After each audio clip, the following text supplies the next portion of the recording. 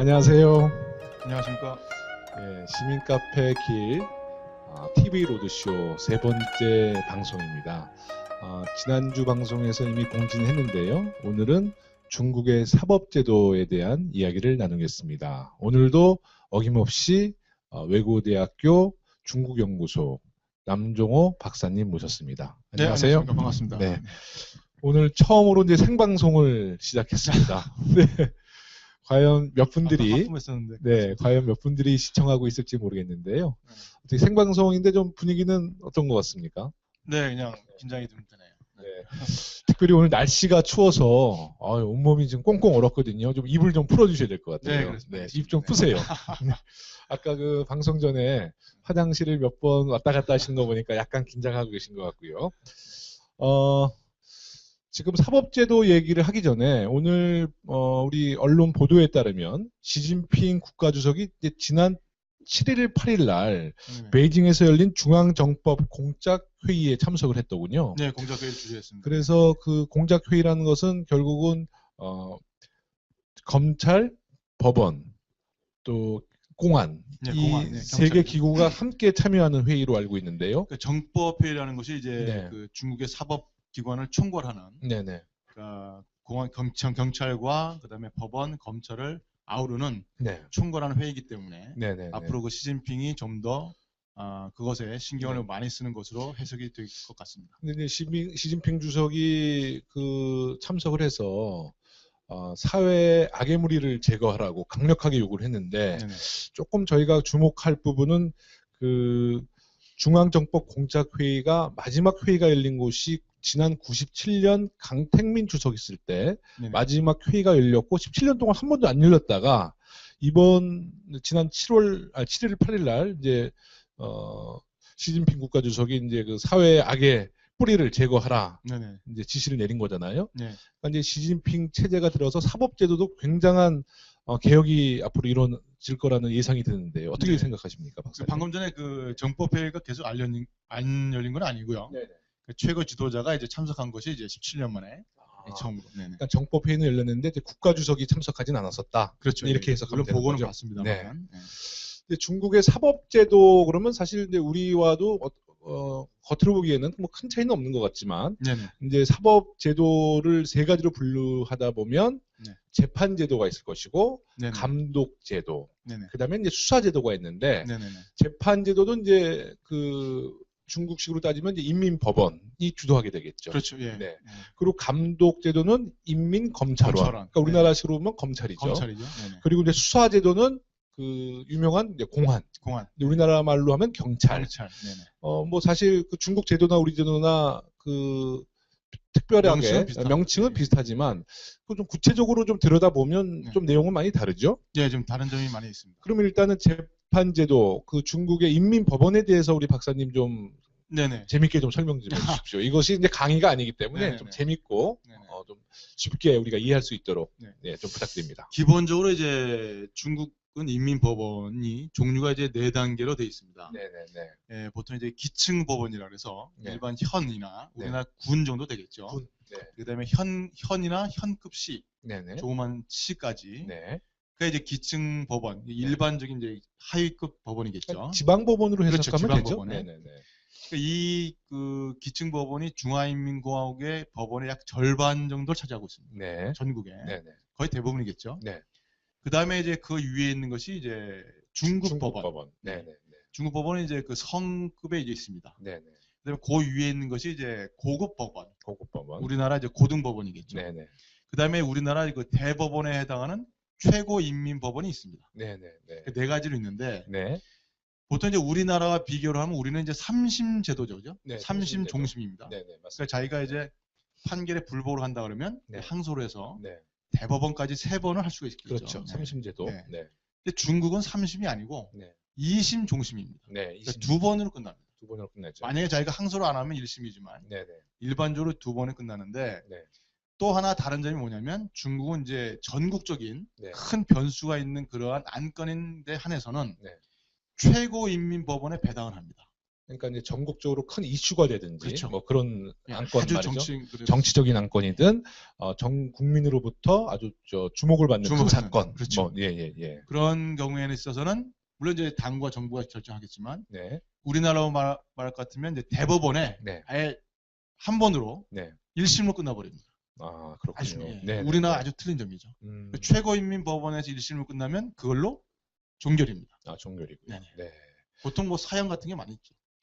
뭐 이따가 다시 한번 이야기를 꺼낼 부분인데 이제 얼마 전에 중국에서 가장 관심을 끌었던 보실라이 사건, 또 그 부인 국할라이. 사실 국할라이가 이제 부인으로서는 그 사형유예 2년이라는 선고를 받았잖아요.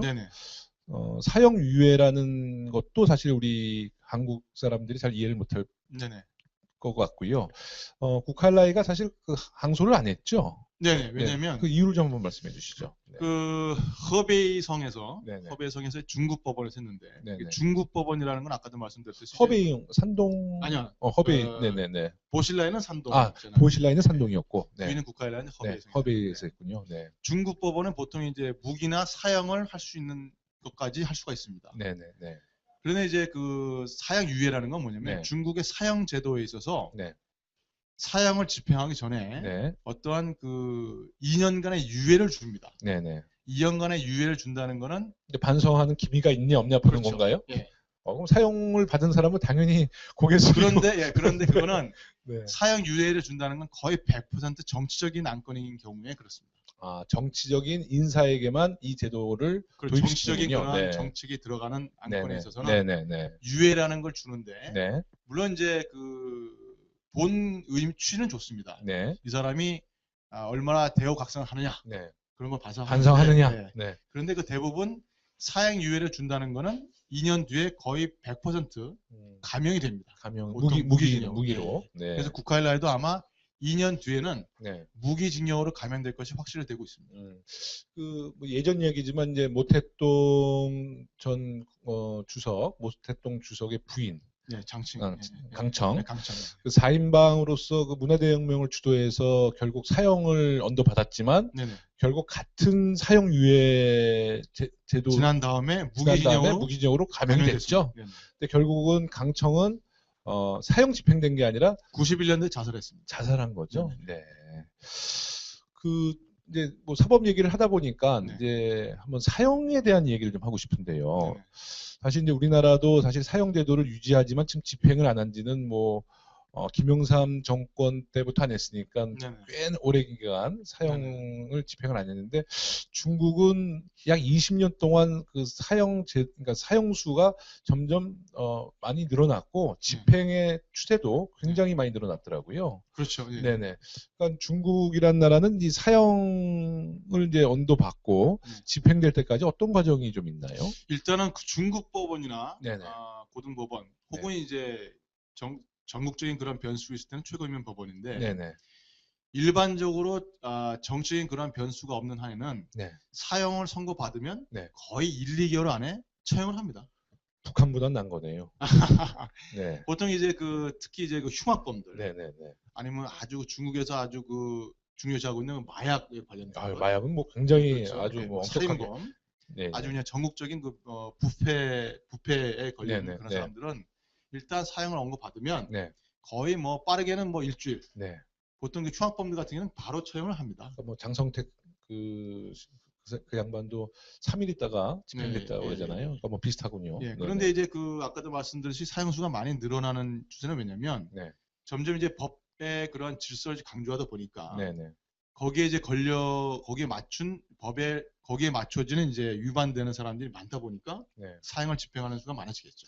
그 삼국지에 나오는 읍참마속이라는 이야기 있잖아요. 그러니까 이제 중국의 13억 인구를 통제하기 위해서는 이 한두 명의 아주 그 흉악범들을 강한 사법제도로 집행해서 그 충격 요법으로 13억 인구를 통제하는 뭐 이런 식의 읍참마속의 좀 그 유래와 좀 비슷한 얘기인데요. 제가 얼마 전에 들었는데 한 2년 전, 3년 전에 음주운전을 하고 뺑소니를 해서 4명을 죽인 사건이 있었어요. 근데 그 사람에게 결국은 이제 사형 언도가 내려졌는데 그 광경을 그 재판하는 과정을 다 생방송으로 중국 인민들에게 보도했다고 그래요. 네. 그래서 이제 그 사람이 자기도 이제 사형받을 줄 몰랐는데 네. 사형 선고가 떨어지니까 그 재판장에서 울고 뭐 재판장한테 이제 막 다리 잡고 울고 막 이런 모습이 아주 처절하게 나가니까 그다음부터 뭐 최근에 중국 가보시면 아시겠지만 음주운전이 굉장히 많이 사라졌잖아요. 예, 지금 많이 사라졌습니다. 그러니까 그런 것이 아마 그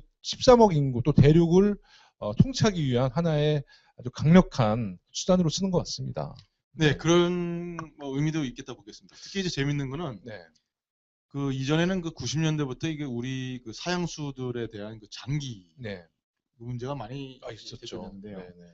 솔직히 말해서 저희 그 한국에서도 왜냐면 장기를 기증하는 분들이 좀 적었기 때문에 실제로 이제 그 급한 그런 분들은 환자들은 이제 특히 신장 같은 경우는 중국에 와서 이제 그 이식을 받는 경우가 종종 있었습니다. 실제로 저는 그런 분들을 몇 번 만나봤어요.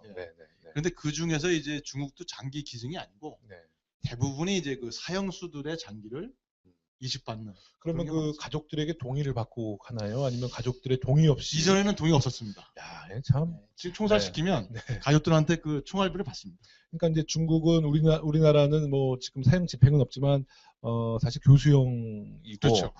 중국은 총살이잖아요. 거의 총살이죠. 이제 총살하고 나서 그 총알비를 가족들에게 청구하는. 이건 정말 한국 사람으로서는 정말 이해가 안 돼. 총알비가 그렇게 비싸지도 않은데. 양파니까 우리나라 300원? 300원을 그 가족들에게 400원 정도? 청구한다는 참 끔찍한 이야기입니다.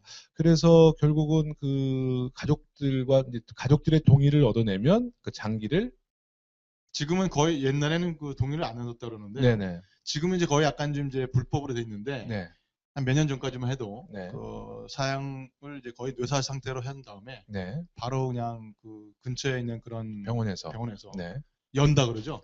열어서 이제 모든 장기를 좀 적출해서 뭐 팔고 그런 경우가 다반사라고. 그러면 거기에 대한 그 뭐 수익금은 아니지만 이제 기금은 뭐 얼마간 유들한테 가족들에게 100% 주는 건가요? 아니면 그렇지는 않겠습니다. 그걸 또 그 중간에서 또 좀 정부에서 나눠서 정부가 아니라 이제 그쪽 관련된 관계자들이 공개적으로 할 수는 없으니까요. 아직도 공개적이진 않고요. 그렇죠. 당연히 그렇죠. 알겠습니다. 너무 끔찍한 얘기를 이제 새해부터 지금은 이제 많이 줄어들었다고 그러죠. 그러면 이제 이번에는 한번 그 감독제도에 대해서 좀 알아보겠습니다. 이 감독제도 하면 결국은 이제 검찰인데요. 그 한국 검찰과 중국 검찰의 큰 차이점은 우리나라는 이제 그 경찰에게는 이제 그러니까 검찰의 지휘 아래서 경찰이 수사를 하게 돼 있잖아요. 근데 중국 검찰도 수사권이 지금 보장돼 있나요? 아니요. 이 검찰과 경찰, 특히 이제 형사소송법상 우리나라와 중국이 아주 다른 점이 있는데 그 아주 다른 점이 뭐냐면 바로 수사권의 주체가 어디에 있느냐입니다. 그런데 우리나라는 매번 이제 뭐 위원장님 아시겠습니다. 정권이 바뀔 때마다 검찰과 경찰이 이 수사권 독립에 때문에 많이 좀 서로 밀고 당기고 하지 않겠습니까?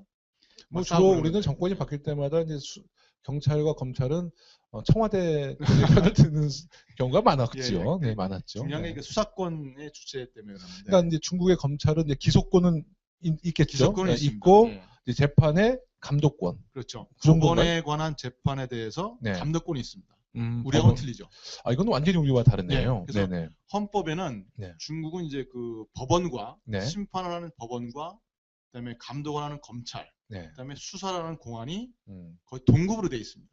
상호 제약, 상호 견제. 그러니까 우리는 법원이 사실 제일 상위, 그렇죠. 상위 개념이. 상위 개념이고 그다음 검찰 뭐 이렇게 되어 있는데 중국은 다시 한번 정리하자면 법원과 검찰과 공안이 상호 제약하는 관계에 있습니다. 상호 제약, 상호 보완, 그렇죠. 상호 견제. 그러니까 거의 협력자 관계네요. 그렇죠. 우리랑은 좀 다른 개념이고요. 이런 개념에서 좀 좋은 긍정적인 것도 좀 있을 것 같은데요. 뭐 부정적인 것도. 긍정적인 거는 중화인민공화국의 공산당의 영도로 봐서는 아주 긍정적이죠.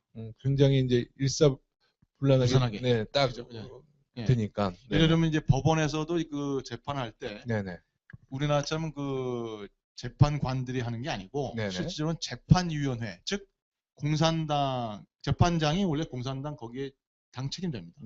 우리말로 하면은 법원에 있는 판사들이 다 집권당의 당원들이나 마찬가지입니다. 예, 그러니까 공산당 영도 아래. 그렇죠. 예. 공산당의 이익에 반하는 결론을 내기가 불가능합니다. 네.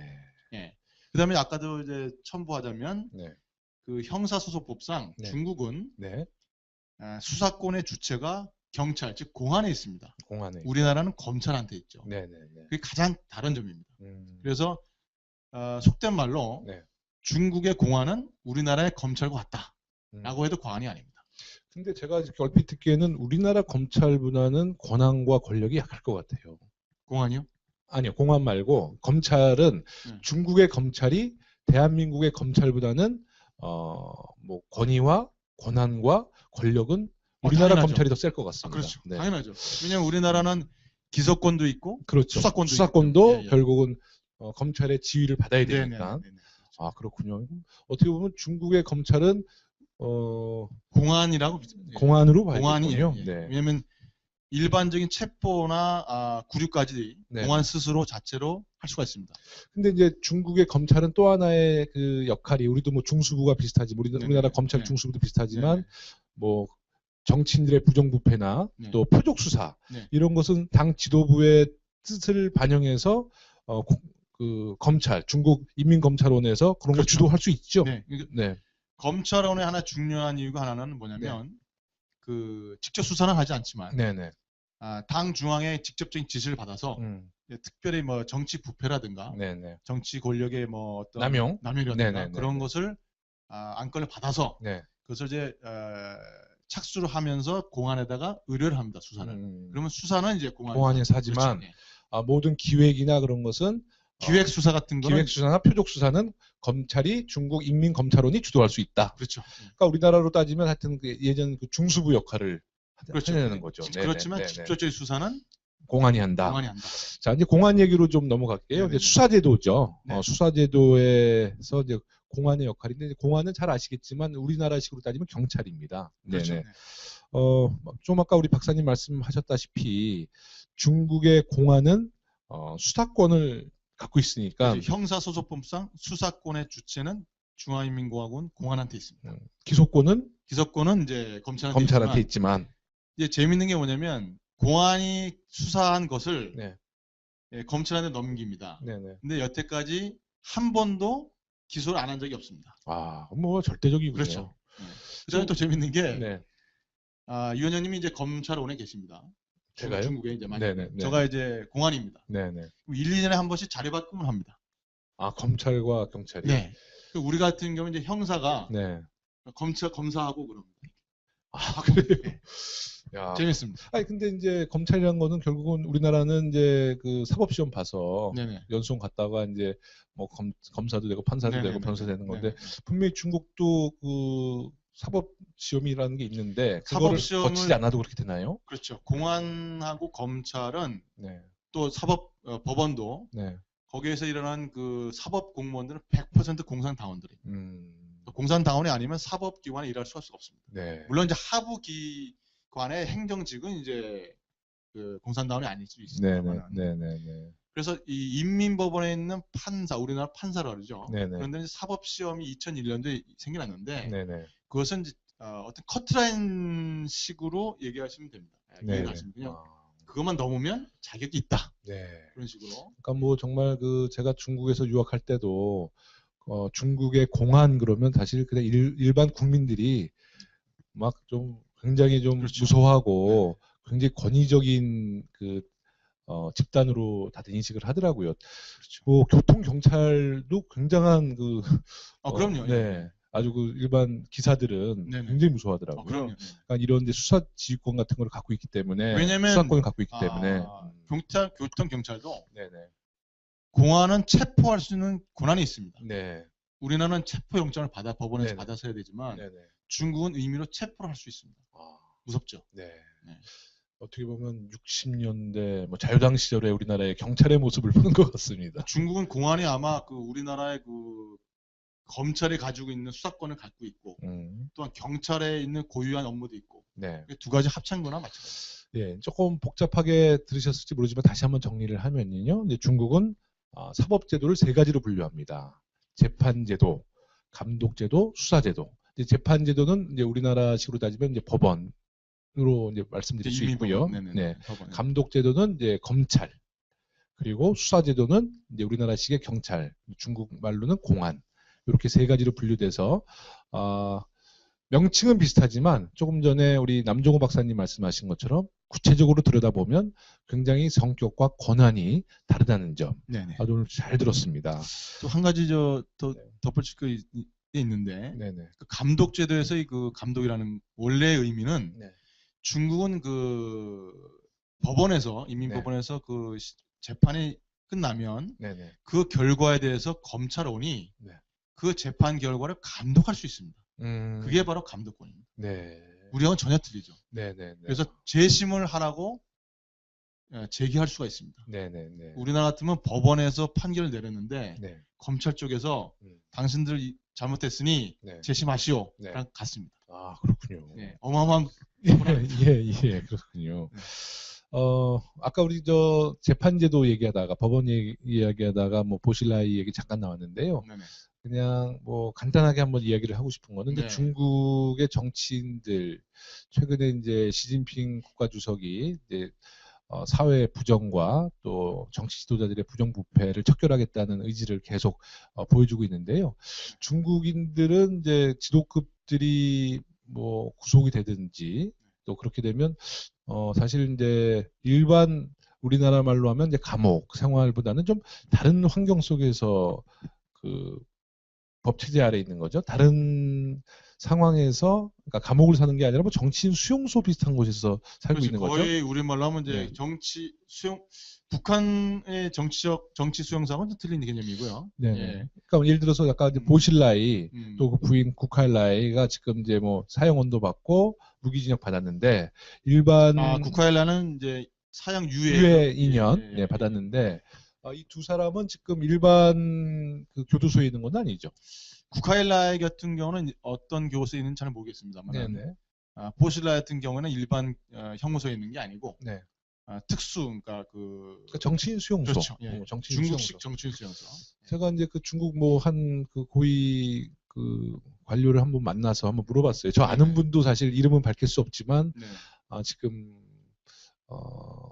중국 꽤 그 높은 그 지도자였는데 이분도 지금 감옥에 가셨더라고요. 면회는 못 갔지만. 근데 그분 이야기를 물어보면서 자연히 들었는데 중국 정치인 수용소는 이제 중국의 그 정관예우라는 게 굉장히 강하잖아요. 그래서 일반 재소저와는 달리는 꽤 자유로운 분위기 속에서 그런 정치인 수용소에서 있는데 그 분위기가 제가 생각한 것보다는 또 더 자유스럽더라고요. 뭐 가족들도 얼마든지 만날 수 있고, 뭐 저녁 식사 같은 경우도 뭐 굉장히 원하는 대로 원하는 대로 뭐 간단한 주방장이 따로 있는 거예요. 간단한 연회, 그러니까 연회라는 것이 뭐 큰 파티는 아니지만 뭐 가족들끼리 뭐 간단한 음식 시켜서 먹을 정도, 뭐 그 정도의 환경 속에서 산다고 그래요. 네.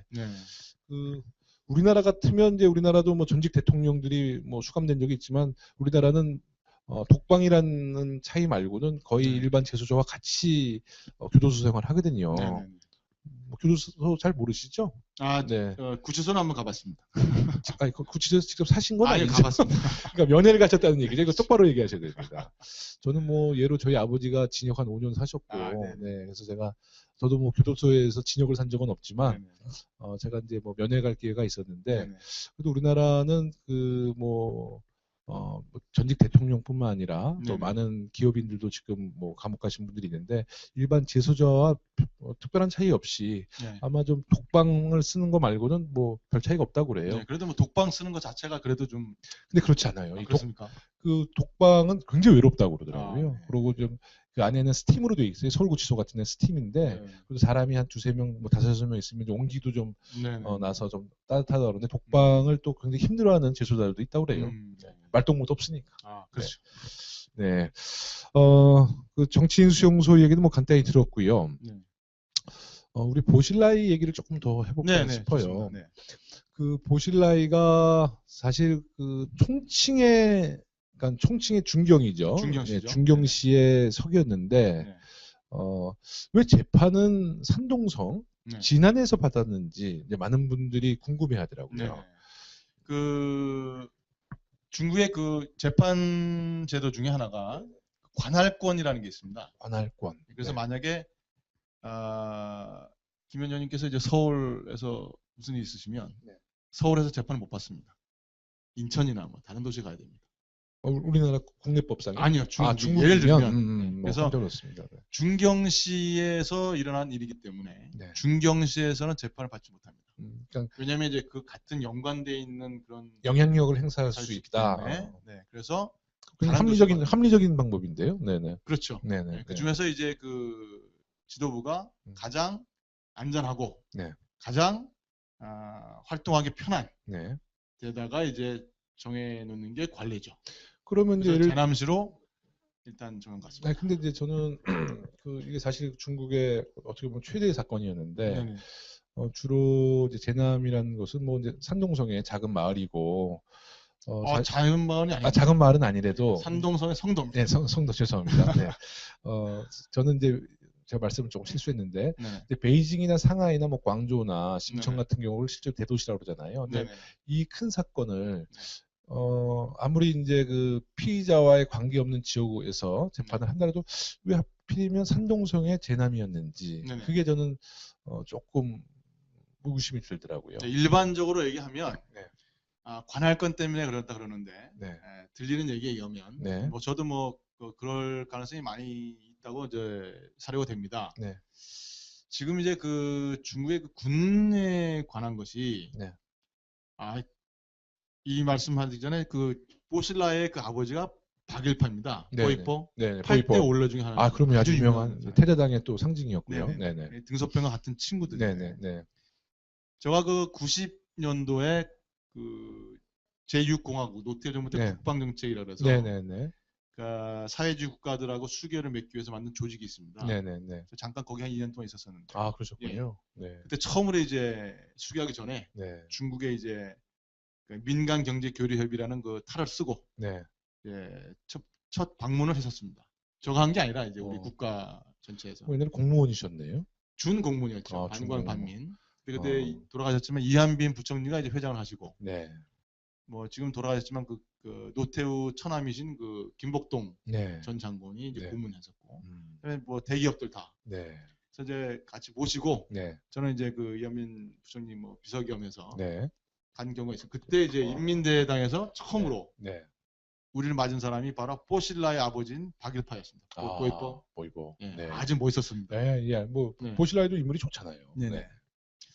그래서 이제 알게 됐습니다. 다시 많은데 이 등서평도 그렇고 옛 그 올러들은 대부분 그 군에 대한 그 지배력, 군에 대한 영향력이 아주 큽니다. 지난번 우리 제1편에서도 얘기했지만 군사위 주석을 맡는 것이 실질적인 권력자다. 그래서 지금도 그 전 중화인민공화국의 군을 보면 큰 파벌이 있습니다. 있죠. 군벌. 옛날 그 장제스 때 그때 군벌랑 약간 틀리지만 그러니까 이제 공산당, 그러니까 중화인민공화국이 건국된 이후에 생긴 군벌들이 또 있는 거죠. 그렇죠. 이제 국민당 세력은 이제 몰아냈으니까. 근데 크게 이제 그 산동 지역에 있는 세죠.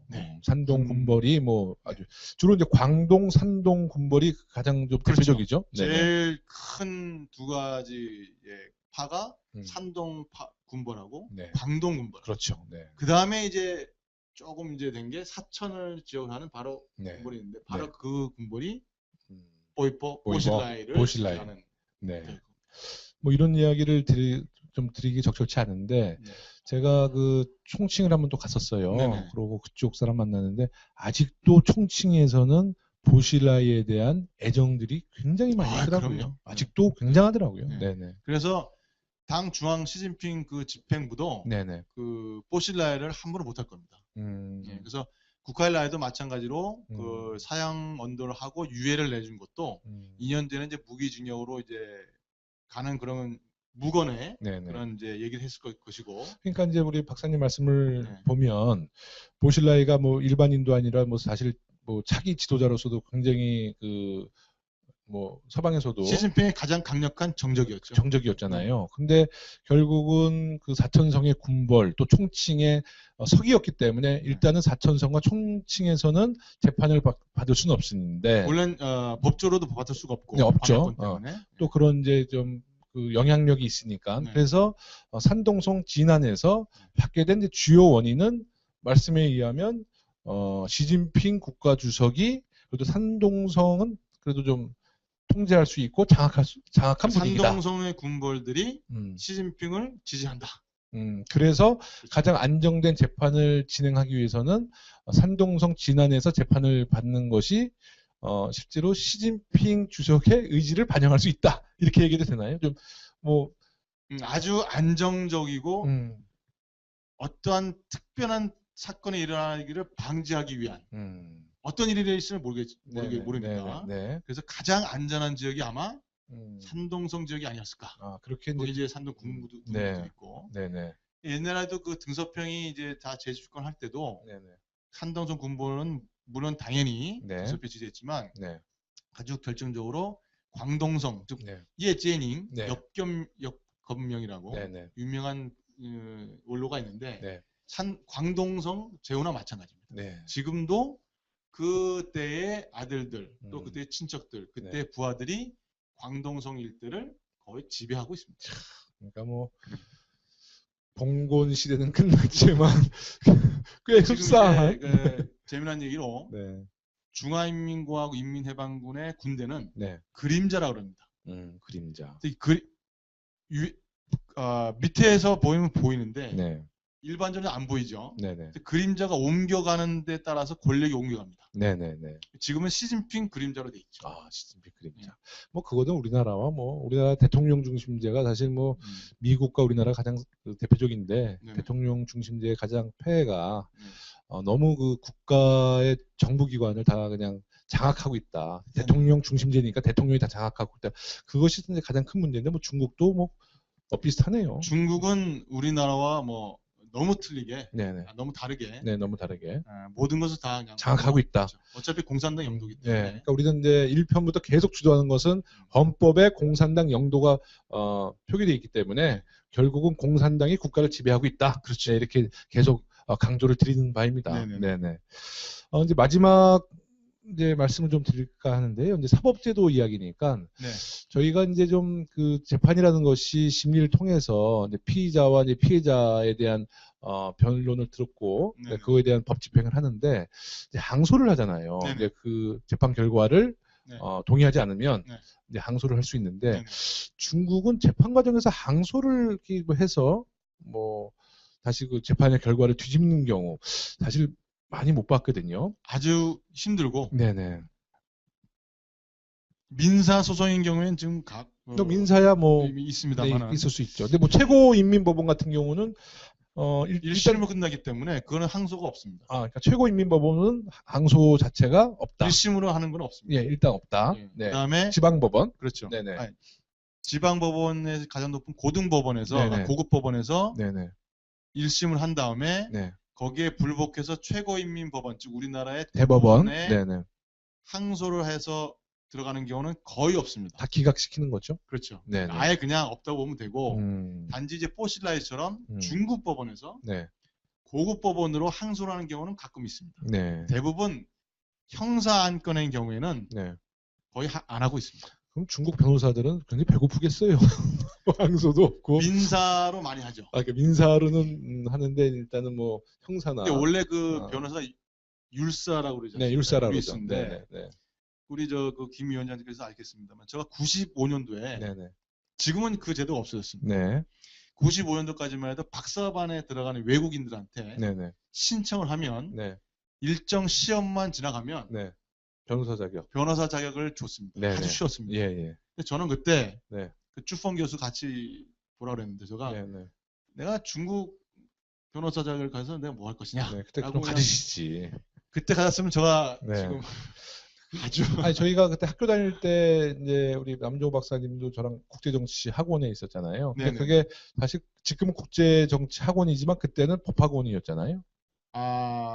국제정치 학원입니다. 저는 그 졸업장에 사회과학은 무슨 과목이든 간에 법학 학사. 저는 법학 학사로 받았어요. 박사로 나오고. 그래서 제 후배 지금 중국에서 활동하고 있는 김보영 변호사라고 있는데 하여튼 법학 학사를 받고 미국에서 로스쿨을 받았는데 그때 아마 그 졸업에 법학 학사를 받은 게 굉장히 큰 도움이 됐었다는 그렇죠. 후문을 들었습니다. 예. 다음 주에는 한번 중국의 베이징에 그 킹앤우드라는 중국 최대 로펌이 있습니다. 거기서 유일한 한국인 변호사 김보영 변호사를 한번 우리 생방송을 통해서 연결할 생각인데요. 그때는 이제 중국의 그 시진핑 체제 이후에 허례의식 같은 것이 좀 많이 사라지고 있잖아요. 네, 그렇다고 봐야죠. 그래서 뭐 그 현지 이야기를 우리 TV 로드쇼 특파원은 아니지만 현지 변호사 한번 연결해서 생생한 베이징 소식도 전달을 하겠습니다. 사법제도 이야기는 이제 오늘 시간이 좀 흘렀기 때문에 이제 마무리하고요. 오늘 첫 방송인데 이제 지난번 방송 때 우리 박사님께서 미인 얘기가 나왔을 때 막 웃고 방송을 진행 못했는데 오늘은 미인 얘기가 안 나와서 다음부터는 또 미인 얘기를 해야 되겠습니다. 다음 주에도 더 재미난 방송 약속드리고요.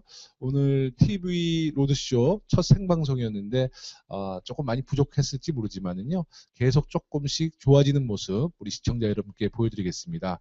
우리 남종호 박사님께서 앞으로도 계속 중국의 천안문 이야기, 재미난 이야기와 아직 알려지지 않은 중국의 많은 이야기들을 우리 시청자들에게 좀 전해주시기 바라겠습니다. 새콤달콤 씁쓸까지 얘기해 주시고요.